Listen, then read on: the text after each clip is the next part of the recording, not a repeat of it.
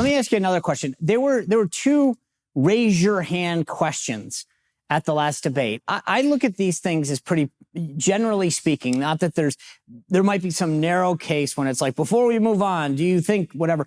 I think that answering serious questions to be president of the United States by saying raise your hand to me seems pretty pedestrian. Aaron. I don't disagree with you on that at all. It's sort of also demeaning and sort of putting you down and making you feel like a child, like you're beholden to them. So I don't think that's the best way to sort of gauge a response. But I do like that Vivek was like, boom, his hand went straight up when he said he would pardon Trump. So, and I think that did show people sort of a visceral gut reaction. Yes. So it did have an impact, but it is kind of condescending. No, you're right. I think you're absolutely right. And that's why I'm saying there is an element of it, because I agree with you that it's like, okay, children, next question. But I also thought that you're absolutely right. The visual on that of watching Ron DeSantis go like this, I think was a huge tell to a lot of people. I think you saw that division on stage, although I'm still not sure that raise your hand. But Mark, what do you think as we head into this next debate, whether or not those kind of questions are meaningful? I think they are. I'm not sure if they're meaningful. I think that TV likes them because they get the visual. Right. And I am still just floored that Ron DeSantis wasn't prepared to do a yes or no question or raise your hand and had to look around. Horrible visual, and literally just checking to see which way the wind is blowing.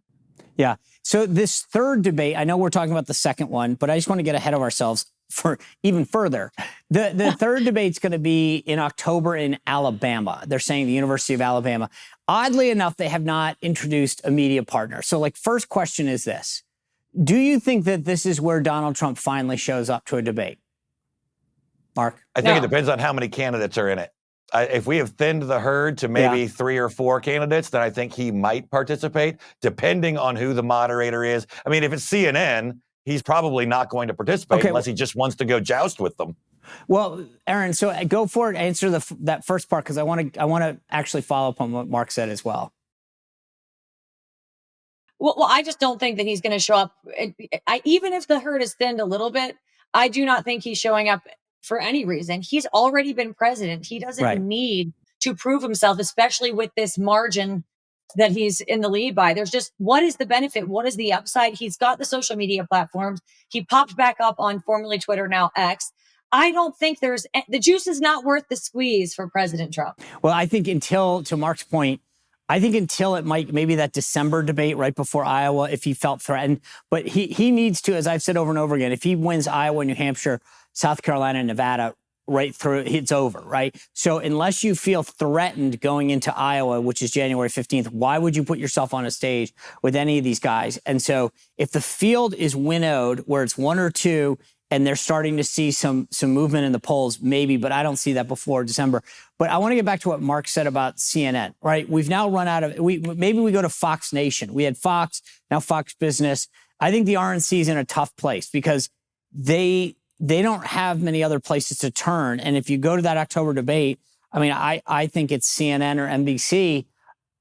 And the thing that's weird is, again, why are we putting ourselves in places where we're literally saying, hey, can the enemy, the people who have, think about some of the things that CNN talent and MSN and NBC, Andrea Mitchell, Chuck Todd, all these people have said about our candidates, not just Donald Trump, but Ron DeSantis, Nikki Haley, Vivek Ramaswamy. They have mocked these people, and we are now going to go and sit in front of them. So, Aaron, I think the reason we don't have a media partner is they don't have any more places to turn unless they go to Fox Nation.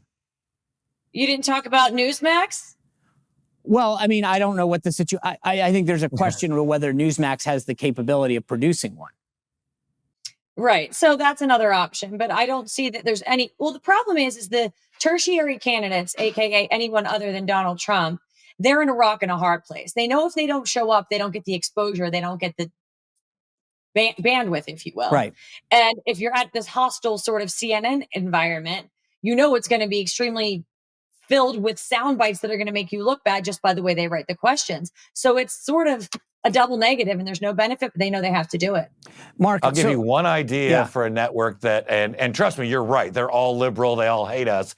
But I will say one, CBS News has actually covered some of the Hunter Biden investigations in evening news on their morning program. So if you could get the main network, I'm not talking about their streaming service, and definitely no to cable, but if you could get the main CBS network in prime time, where you would get eyeballs of people who don't watch cable news, and maybe with Nora or Major Garrett or somebody that we could try to see if they'd stay down the middle, it might be worth a shot.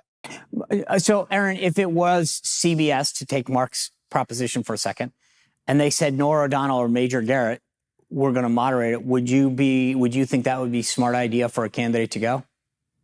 Well, I was going to say also that I do believe that between those majors, the CBS, ABC, and NBC, CBS is always that sort of redheaded stepchild. So perhaps they were only showing the Hunter Biden stuff to sort of steal ratings away and propel themselves upward. So I don't know that their intentions would necessarily be altruistic in helping Republican candidates. So again, it goes back to that quandary, but I don't think that they're out there trying to bang the gong for Republicans. I just think they're trying to make their way up in the ratings. So the problem we face is that there's not enough viewers or voters on Fox, Newsmax, and all the other outlets to win. We're eventually going to have to go into enemy territory and win Mark, some. This goes back to my Univision point. I don't disagree with this. In a general election, open the aperture, pivot. Not in terms of your issues, but go to outlets that you shouldn't. I asked Vivek this the other day.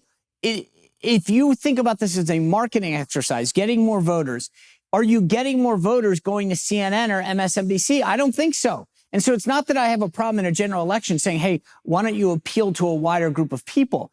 But right now, your only job, if you're on that stage, is to secure the Republican nomination. And you can't tell me that there are people watching Morning Joe that are voting in a Republican caucus or primary. No, absolutely not. No MSNBC, no CNN. But I could see some of maybe a CBS. But to your point, that's when then a Newsmax or another outlet, or maybe X. Obviously they can handle that kind of traffic. Maybe you do it on the former Twitter. So, Aaron, what do you think?